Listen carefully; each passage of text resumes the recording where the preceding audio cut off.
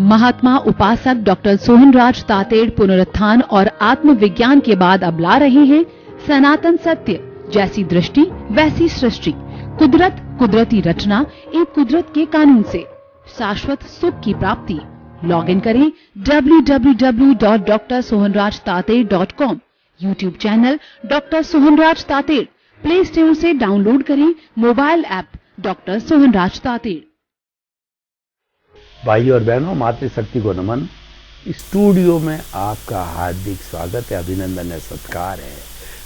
सनातन सत्य एक ऐसा सुंदर कार्यक्रम हम रोज आपके सामने प्रस्तुत करते हैं, क्योंकि हमारे ये जीवन में एक तड़प है कि हम कितना लोक कल्याण, जन कल्याण कर सके, यानी उनको जो रियल ट्रुथ बता करके, जीवन की सच्चाई बता करके, और उनको सनातन सत्य, कुदरत का कानून, कुदरत की रचना और कुदरत का लॉ ऑफ द नेचर है, जो कि विज्ञान स्वरूप है और जो कि सनातन है, फॉर एवर रहने वाला है, परमानेंट है। तो सभी परमानेंट चीजें आपको परमानेंट सूत्रों के माध्यम से देते हैं। यह कार्य हम अलग अलग विषयों के माध्यम से करते हैं। तो आज का हमारा बहुत ही सुंदर विषय जो आपके सामने प्रस्तुत करने जा रहे हैं, तो आज का विषय है कि सफल किसे कहा जाए। देखिए कि सफलता दो तरह की होती है। एक तो होती है हमारे बाह्य जीवन की सफलता, यानी हम जन्म से मृत्यु तक जो जो कार्य करते हैं, अच्छे अच्छे कार्य करते हैं, उसका समीक्षा की जाए, उसका मूल्यांकन किया जाए कि यह व्यक्ति सफल रहा या ना रहा। वो सफलता का मूल्यांकन कैसे होता है, तो मैं आपको जो है थोड़ा सा हमारी जो आश्रम व्यवस्था है उसका ज्ञान करा देता हूँ, और उसके ज्ञान से आपको जान जाएंगे कि व्यक्ति सफल हुआ या नहीं हुआ। 25 साल की अवस्था होती है, वो ब्रह्मचर्य आश्रम कहलाती है। यानी कोई भी बच्चा, अब आजकल तो वो गुरुकुल प्रणाली है नहीं, पूर्व जन्म के अंदर जो ब्राह्मण, क्षत्रिय, वैश्य और शूद्र होते थे, वो नदी के किनारे जो गुरुओं के आश्रम हुआ करते थे, प्रकृति की गोद। कैसी प्रकृति की गोद कि चिड़ियाँ चाह रही है, चारों तरफ ग्रीनरी है, पेड़ है, पौधे हैं, फल लटक रहे हैं, और पशु जो है वो दहाड़ कर रहे हैं, और चूहे वगैरह जो है इधर उधर फुदक रहे हैं, कूद रहे हैं, और चारों तरफ जो है हरियाली की छटा जो छाई हुई है, वो शुद्ध बयार चल रही है। वो प्रकृति की गोद के अंदर वो आश्रम बनाते हैं, और सभी छात्र 25 वर्ष की अवस्था में आश्रम में रहा करते थे। भगवान राम और उनके भाई लक्ष्मण, शत्रुघ्न, सभी चारों भाई जो है, वो भरत वगैरह चारों भाई 25 वर्ष की अवस्था तक जो है वो गुरुकुल के अंदर रहे। वो वशिष्ठ जी मुनि के पास में उन्होंने सारी शिक्षा दीक्षा ग्रहण की, और उसमें वो जीवन की पारंगतता को प्राप्त किया। वह हमारा ब्रह्मचर्य आश्रम सफल हुआ। आज के युग के अंदर देखें, जब बच्चा अच्छी पढ़ाई कर लेता है, ग्रेजुएट, पोस्ट ग्रेजुएट, डॉक्टरेट हो जाता है, आपने अपना विषय जो उसका विषय है, science, biology, science, mathematics, commerce या आर्ट्स, जो उसके विषय है, उसमें वो पूरी शिक्षा ग्रहण कर लेता, सफल है। लेकिन देखिए, खाली शिक्षा ग्रहण करना सफलता नहीं है, वह तो उसका 50% अचीवमेंट है। और 50% वह सफल कब होता है, जब शम और श्रम की संस्कृति उसके साथ लगाता है, यानी भावनात्मक विकास करता है, तब वह सफल गिना जाएगा। सम का मतलब होता है समता भाव। विद्या ददाति विनयम। शिक्षा लेने के बाद में व्यक्ति में विनय आना चाहिए। परंतु हम देख रहे हैं कि अच्छे अच्छे पढ़े लिखे लोग आज जो है वो घूस लेते हैं, आत्महत्या करते हैं, और एटीएम तोड़ते हैं, रेप करते हैं। पढ़े लिखे लोग, तो बताइए शिक्षा का क्या उपयोग हुआ। वह तो शिक्षा, वो शिक्षा काम की रही नहीं। तो सफलता का सूत्र ये हुआ कि शिक्षा वह होनी चाहिए जिसमें विनय हो। डॉक्टर है तो ठीक है, पैसे लेता भी अच्छी बात है, लेकिन लेकर के वह अच्छा इलाज करे और रीजनेबल पैसे ले। वो लूटना, उसकी बेचारे की जो है परवशता को देख करके कि वो तो बीमार पड़ गया, आ गया तो लूटो उसको, ये सफलता नहीं है। इंजीनियर की सफलता इसके अंदर नहीं है कि वह गवर्नमेंट सर्विस में चला गया, बड़े बड़े बांध बनाने के लिए एग्जीक्यूटिव इंजीनियर, चीफ इंजीनियर बन गया और घूस खा करके ऐसे बांध बनाए फूट गए, ऐसे पुल बनाए कि टूट गए, वह जीवन सफल नहीं है। व्यापारी हो गया, अच्छी बात, व्यापार कोई भी कीजिए, परंतु नैतिकता होनी चाहिए। हर एक को अपने अपने प्रतिष्ठान में नैतिकता की देवी को बिठाना चाहिए। और कोई 33 करोड़ देवी देवता का मंदिर आप अपने प्रतिष्ठान के अंदर आप स्थापित करो या ना करो, वो आपकी इच्छा है, लेकिन हम आपको ये बताना चाहते हैं कि नैतिकता की देवी को बिठा दो, यानी honesty is the best policy बना दो और उसकी पूजा करो देवी की, तो आप कभी असफल बिजनेसमैन नहीं हो सकते। वो क्या है? ग्राहक आपके पास में आया, आप उसको सम एक जो है नज़र से देखना, बच्चा है, बड़ा है, बूढ़ा है और कोई भी वीआईपी है और कोई कैसा भी व्यक्ति हो, साहब के साथ फिक्स रेट, फिक्स क्वालिटी, ये आपको सफल बनाती है और आप करते हो तो आप सफल हो। तो सफलता का मूल्यांकन जीवन में तब होता है जबकि व्यक्ति जो है एथिक्स के साथ चले, नॉर्म्स के साथ चले। हमारे समाज ने एथिक्स बना रखी है, हमारे कुछ कानून कदा बना, क्योंकि मनुष्य एक सामाजिक प्राणी है और वह समाज बिना नहीं रह सकता है। और पशुओं का भी समाज होता है, सिर्फ अंतर होता है एक मात्रा का, समझ होता है। पक्षियों का भी समाज होता है, क्योंकि व्यक्ति, जीवित पशु पक्षी समाज बिना रह ही नहीं सकते। आपने कुर्जों वगैरह ये जो विदेश से जो पक्षी हमारे अभ्यारण्य में आते हैं, भरतपुर का अभ्यारण्य है, ताल चापर का है और हमारे इधर जैसलमेर का अभ्यारण्य है, उसमें जब आते हैं तो आपने देखा होगा कि लाइन बना के और बाकायदा वो होकर के आते हैं। तो वो उनका समाज है, क्योंकि वो अकेले में सुरक्षा नहीं है। मैं आपको एक छोटा सा उदाहरण देता हूँ कि एक बार मैंने जो ये हिरण होते हैं उनके जीवन क्रम को देखा था। तो वो रात को जब सोते हैं, क्योंकि हिरण का शिकार जो शिकारी ज़्यादा करते हैं, तो रात को जब सोते हैं तो सबसे सेंटर के अंदर जो है वो गरीब, सेंटर के अंदर वृद्ध और आयु वाले हिरणों को लेते हैं और गर्भवती कोई हिरणी हो उसको जो है वहाँ पे बिठाया जाता है। फिर उसके बाद में दूसरी लाइन के अंदर जो व्यक्ति प्रौढ़ होते हैं वो, और जो सबसे बाहर की लाइन होती है जवान हिरण हिरनियों की लाइन होती है, और चारों दिशाओं के अंदर 4 चौकीदार बैठते हैं। कोई भी आवाज़ आई कि शिकारी आ रहा है रात्रि के समय के अंदर, तो वह जो पहरेदार होते हैं उनकी भाषा में कू करके ऊ करके आवाज़ लगाते हैं, सभी चेस्ट जो है हो जाते हैं और वो भाग जाते हैं। इतना सिस्टमेटिक, वो उनका समाज है, हर एक का समाज होता है।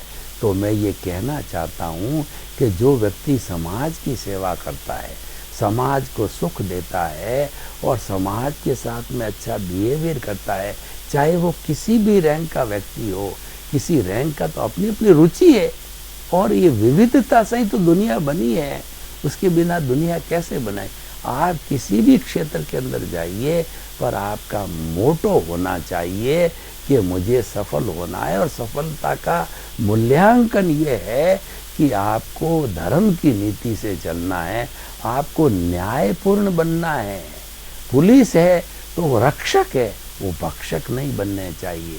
कि वो डाकुओं के साथ मिल जावे, चोरों के साथ मिल जावे, क्योंकि जितने भी चोरियां, डकैतियां, अपराध होते हैं पुलिस से छिपे नहीं रहते हैं। चार्जशीटर सब पुलिस के ध्यान में रहते हैं, क्योंकि उनका काम है। और वो चोरियां होती है, इसका मतलब पुलिस वाले, और उसका ट्रेस नहीं मिलता। मान लीजिए कि चोरी हो गई, उनके ध्यान में नहीं आया, लेकिन वो ट्रेस न होना, इसका मतलब पुलिस मिली हुई होती है, उनकी नज़र में सब रहता है। सरकार है तो सरकार का काम क्या है कि अपनी संतान जो प्रजा होती है उसमें राम राज्य स्थापित करे। वो ऐसा नहीं है, लेकिन हो क्या रहा है कि सरकार में वो लोग जाना चाहते हैं, एमएलए, एमपी, पार्षद, सरपंच, वार्ड पर्स में, कि हम वो सोर्स ऑफ द इनकम बना दिया आजकल, कि उसके अंदर कमाई के लिए जाते हैं। नहीं, वो सेवा के पद है। आपको कमाई करनी है तो आप फैक्ट्री लगाइए, आप दुकान लगाइए, आप बिजनेस खोलिए, कौन मना करता है, आप कमाई कीजिए ना। लेकिन जो जो जगह होती है उस जगह को तो देखो ना, उस जगह को देखना, और वो उन नियमों का पालन करने वाला ही व्यक्ति सफल गिना जाता है, और वह सफलता के मूल्यांकन में आता है। जैसे कि कोई नेता सफल है या नहीं, प्रधानमंत्री, मुख्यमंत्री सफल है कि नहीं, उसका जो है मूल्यांकन जनता करती है।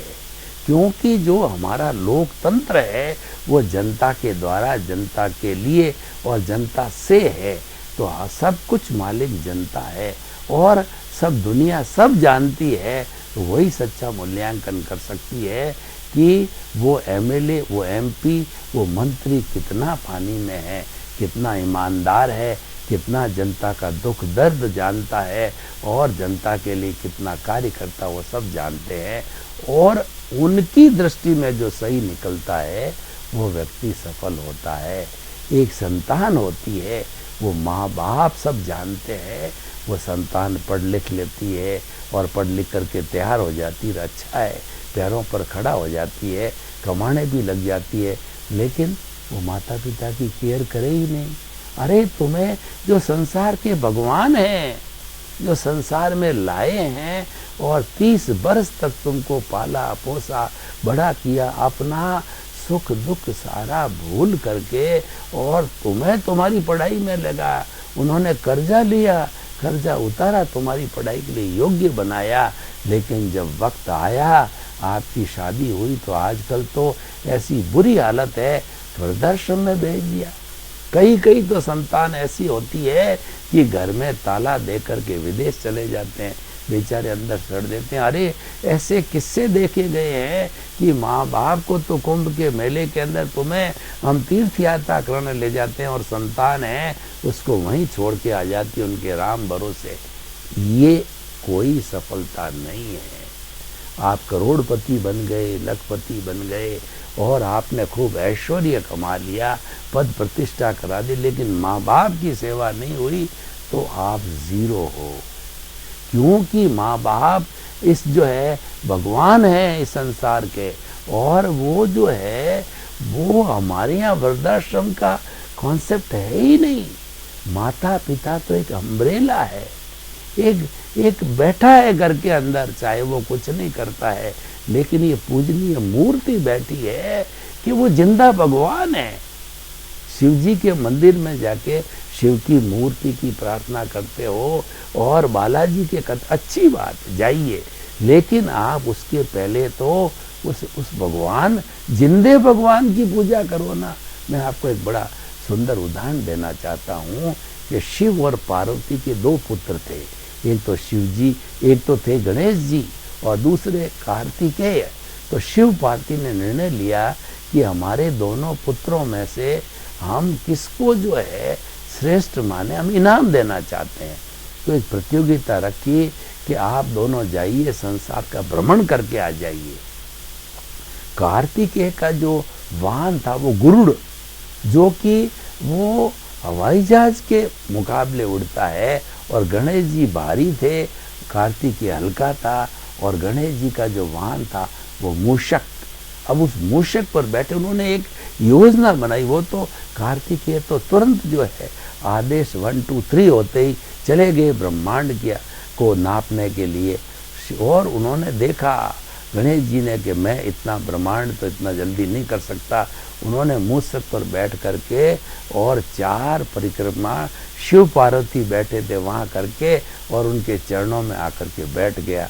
काफी देर के बाद में कार्तिकेय आए तो भगवान जो है वो शिव ने और पार्वती ने कहा कि ये जो गणेश जी प्रथम आए तो हम उनको एक जो गिफ्ट देना चाहते हैं, वरदान देना चाहते हैं कि संसार में जब कभी भी कोई भी मांगलिक कार्य होगा फॉरएवर, तब जो है गणेशाय नमः, गणेश जी की पूजा होगी, आरती होगी, उनका चित्र बना जाएगा। लोग घरों में अपने जो एंट्री होती है वहाँ गणेश जी की मूर्ति रखते हैं, क्योंकि वो शिव पार्वती का वरदान, माता पिता का वो श्रवण कुमार थे।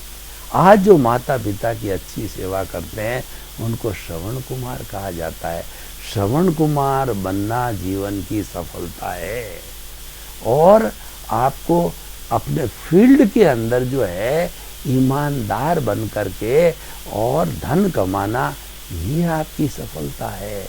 और आप मैरिड हो तो पति पत्नी के बीच में 50-50 का सामंजस्य होना, और वो आपकी सफलता है, क्योंकि बच्चे तो आपकी नकल करते हैं। उनको सुसंस्कारी और कुसंस्कार आप हस्बैंड वाइफ के व्यवहार से मिलते हैं। कैसा व्यवहार करते हो? अच्छा व्यवहार सफल, बुरा व्यापार असफल। ये सफलता का मूल्यांकन है, ये किया जाता। अब इतनी मैंने बाह्य जगत की बहुत बातें कर ली। अब मैं, ये तो आधा पोर्शन हुआ। देखिए, हमारे जीवन के 2 पक्ष हैं, तो दोनों पक्ष को जब तक बात नहीं करते हैं, 50-50 नहीं करते हैं, तब तक जीवन अधूरा रहता है। भीतर की सफलता का अर्थ होता है कि आप भीतर जाइए, भीतर गोते लगाइए। जितनी धार्मिक क्रियाएं हैं वो सब भीतर की सफलता है। हम मंदिर जाते हैं, सामायिक करते हैं, और लोगों के अलग अलग तरीके होते हैं। कोई टीका लगाते हैं, और जो है कोई पूजा करते हैं, कोई अगरबत्ती करते हैं, अपने अपने तरीके सब अच्छे हैं। हम किसी भी धार्मिक स्वतंत्रता के कारण सबको अच्छा मानते हैं, सबको पूजनीय मानते हैं। हमारा तो सनातन सत्य कार्यक्रम अनेकांतवादी है। वो तो ये कहता है कि हर एक व्यक्ति के पास में सत्यांश है। पूरे ब्रह्मांड के सब लोगों को 7.8 अरब के सारे सत्यांशों को जोड़ देते हैं, तब वह पूर्ण सत्य बनता है। और वह पूर्ण सत्य होता है, वह एब्सोल्यूट ट्रुथ है, वह केवल ज्ञान है, और वह किसी व्यक्ति को हो जाता है, उसको हम भगवान, केवली को भगवान कहते हैं, क्योंकि वह एब्सोल्यूट ट्रुथ जानता है। उसके नीचे कोई भी एब्सोल्यूट ट्रुथ नहीं जानता। तो भीतर की बात हम ये बताना चाहते हैं कि व्यक्ति को हमेशा यह चिंतन करना चाहिए कि जो कुछ प्रभु ने दिया है, जो कुछ मेरे पास है, वह ये मेरी मान्यता है, मेरी भी मान्यता है, मेरा भी चिंतन है, मेरा भी विचार है, मेरा भी गुरु है, और ये मेरा भी ईश्वर है। और एक व्यक्ति ये कहता है कि नहीं, मेरा धर्म ही सही है, मेरे धर्म से ही मुक्ति है, जो मेरे धर्म में आएगा वह ही तरेगा, जो मैं कहता हूँ वही सही है, मेरी बात ही सही मानो, दूसरी सब बातें गलत है। तो वो सही हो सकता है, लेकिन क्योंकि वो निरपेक्ष हो गया, एब्सोल्यूट हो गया। दुनिया में कोई एब्सोल्यूट है ही नहीं। पूर्ण ज्ञान आज पूरी दुनिया में भरत क्षेत्र के अंदर नहीं है। आज कोई केवल ज्ञानी, कोई रामकृष्ण आज विचर नहीं रहे हैं, महावीर, कि जिनको हम कह के कहें कि उनके पास जाके समाधान, ऐसा कोई है ही नहीं आज। तो क्योंकि ये जो है अभी चल रहा है, कलयुग चल रहा है। कलयुग के अंदर केवल ज्ञानी सत्पुरुष होते नहीं हैं। तो ये हमारे पास में सत्यांश है। हम रिलेटिव हैं, सापेक्ष है, तो हम थोड़ा बहुत गलत होते हुए भी, कमजोर होते भी सही गिन लिए जाएंगे। और अगर हमने ही की बात की ही, यानी एकांतवादी बन गए, थोपने की कोशिश की, आग्रह किया, तो आग्रह करते ही आप अगर एकदम सही भी हो तो भी आप गलत हो जाओगे। तो हम क्या कहना चाहते हैं, भीतर की बात, आप अनेकांतवादी बनिए, सर्वधर्म संभाव कीजिए। और सबसे बड़ा धर्म है मानव धर्म। वो मानव धर्म क्या कहता है, किसी भी इंसान का खून निकाल के देखिए, सबका लाल होगा, किसी का सफेद पीला नहीं है। इसका मतलब ये मानव जाति एक है। किसी के साथ के अंदर बुरा व्यवहार मत करो, ऐसा व्यवहार मत करो जो कि आपको बुरा लगता हो, आपको अच्छा लगे वही सबके साथ करो।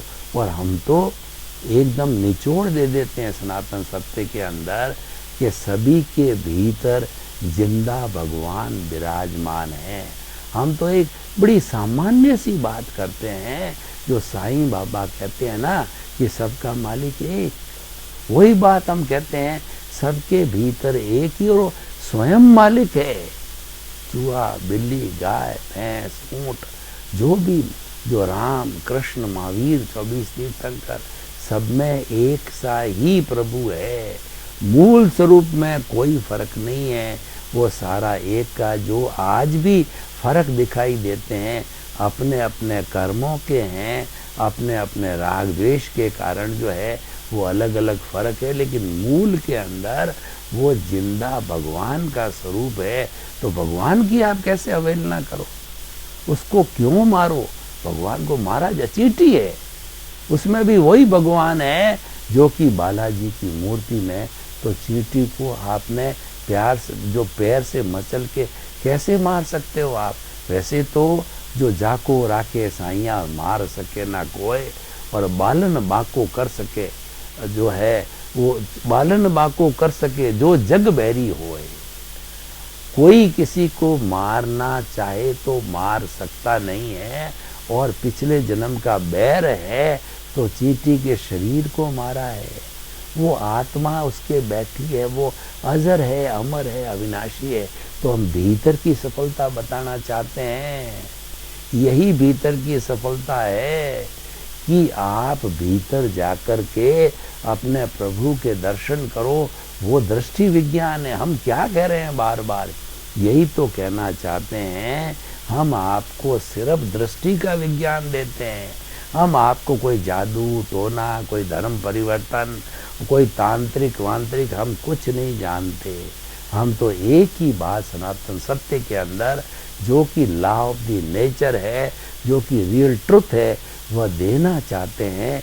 वह ये है कि आप अपने स्वरूप को, जो अभी मैंने बताया कि सब में एक सा है, सामान्य बात है।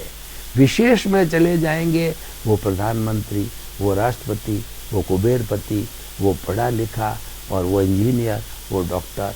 हम सामान्य बात करते हैं, we all are equal, we all are with the same quality, we all are the god. So we should behave all equal to each and everything. यही हम कहना चाहते हैं कि दृष्टि विज्ञान यह कहता है कि आपकी जो दृष्टि बाहर जा रही है वो भीतर कर दो। बस जो इस दिशा को बदल के इस दिशा को करो और भीतर वाले की पहचान करो, तब आपका जीवन सफल है। करना कुछ नहीं है, अध्यात्म में हथौड़े नहीं चलाने हैं, टीका टीकी नहीं लगानी है, और 100 दीप जला के पूजन नहीं करना है। लंबा चौड़ा लाखों रुपए खर्च करके ये लाओ वो लाओ, ये रखो, नारियल रखो, वो रखो। हम तो सिर्फ यही कहते हैं, अपने स्वरूप को पहचानो। वो सबसे बड़ा प्रभु है, उसकी आप पहचान कर लोगे तो आप अध्यात्म अपने जीवन में सफल है। तो हमने दोनों तरह की सफलता बता दी कि दुनिया में सफल होना चाहते हो तो किसी के साथ अन्याय मत करो, और अध्यात्म में सफल होना चाहते हो हर प्राणी को समान समझो और अपने आप को भी वैसा चलो। वो कहलाता है आत्मतुल्य का सिद्धांत। हम सभी जीवित प्राणी में सबका मालिक एक, सब खुद मालिक है हम। तो हम एक दूसरे की न अवहेलना करें, न एक दूसरे का तिरस्कार करें, न एक दूसरे के प्रति बुरी भावना रखें, और न कोई दूसरे के दोष देखें। तो इस तरीके से हम जो आपको बात बताना चाह रहे हैं आज, वो ये कि सफलता, उसके अंदर अपनी पहचान सबसे बड़ी सफलता है। सर्वे भवन्तु सुखिनः, सर्वे सन्तु निरामया। लोक के सब जीवों को आनंद मिले, सुख मिले, शांति मिले, आपके प्रति मंगल भावना।